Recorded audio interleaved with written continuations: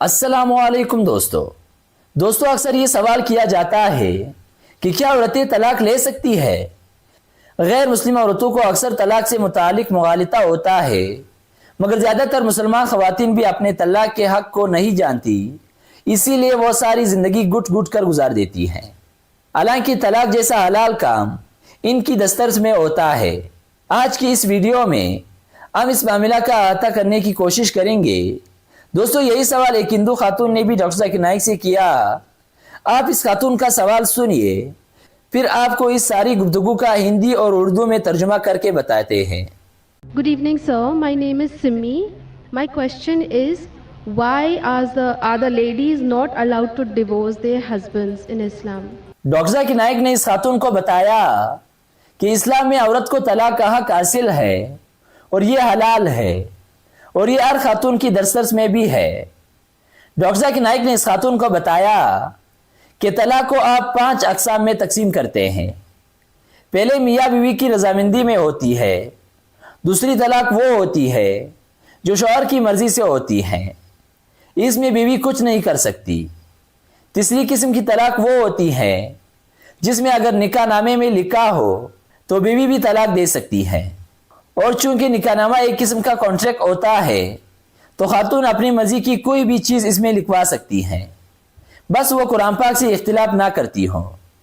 खातून ये भी लिखवा सकती हैं कि मेरा शौहर दूसरी शादी ना करे, क्योंकि इस्लाम में एक से ज़्यादा शादियाँ करना लाजिम नहीं है। अगर शौहर इस्तिताअत रखता है और इंसाफ कर सकता है तो ही वो एक से ज़्यादा शादियाँ कर सकता है, वरना नहीं। खातून ऐसी कोई भी शर्त रख सकती है मगर वो कुरान पाक के खिलाफ ना जाती हो। मिसाल के तौर पर वो खातून ये कह नहीं सकती कि मेरा शौहर नमाज ना पढ़े क्योंकि ये इस्लाम में फ़र्ज़ है, मगर वो लिखवा सकती हैं कि मैं भी तलाक का हक रखना चाहती हूँ, तो इसकी इजाज़त है। चौथी किस्म की तलाक वो है ये निकाहनामे में ना लिखा हो मगर खातून तलाक लेना चाहती है, तो शौहर से कह सकती है कि मैं तुम्हारे साथ नहीं रहना चाहती, मुझे तलाक चाहिए। इसको खुला कहते हैं। 5वीं सूरत ये है कि शौहर अच्छा सलूक नहीं करता, तलाक भी नहीं देता, तो खातून काजी के पास जाकर तलाक ले सकती हैं। उसको निकाह फिस्क कहा जाता है। You can categorize divorce into 5 categories. One is by mutual consent of the husband and wife both. First category. Second category, unilaterally by the will of the husband. Third category. Fourth category is if she does not mention in the clause, but yet she wants divorce, she can request the husband, I don't want to stay with you. And the fifth category, if the husband does not agree and if the husband ill-treats her, she can go to the qazi, she can go to the judge and she can take nikah fasq. Doctor Zakir Naik ने बताया कि इन 5 सूरतों में खातून तलाक ले सकती है और किसी सूरत में नहीं, मगर आम तौर पर शौहर को औरत पर तरजीह दी गई है, क्योंकि शादी में जो फरीक ज़्यादा फ़ायदे में रहता है वो औरत है। अल्लाह ताला ने सूरत निसा में फरमाया कि मर्द पर लाजिम है कि वो औरत को महर दे।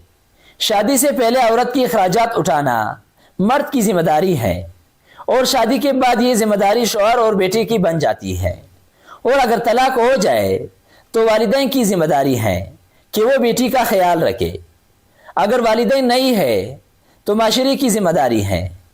अगर माशरा नहीं तो फिर इस्लामी रियासत की जिम्मेदारी है कि मुतालिका खातून की देखभाल करे।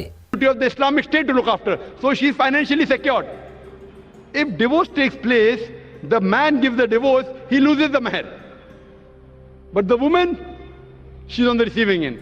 Now she has a chance to get married. Once she gets married, she gets new mahr, and the man, when he has to marry another woman, he has to give new mahr. If the full authority is given to the woman keeps on marrying and divorcing, then she will keep on gaining money. Doctor Zakir Naik ने इस खातून को बताया कि जब औरत को तलाक होती है तो हक मेहर उसके हक में होता है, और अगर वो शादी करती हैं तो दूसरा शौहर उसको फिर से हक मेहर देगा, और जब मर्द दूसरी शादी करेगा तो उस मर्द को अपनी नई बीवी को हक मेहर देना होता है। तो मर्द ही ज़्यादातर कोता है और औरत फायदे में रहती हैं।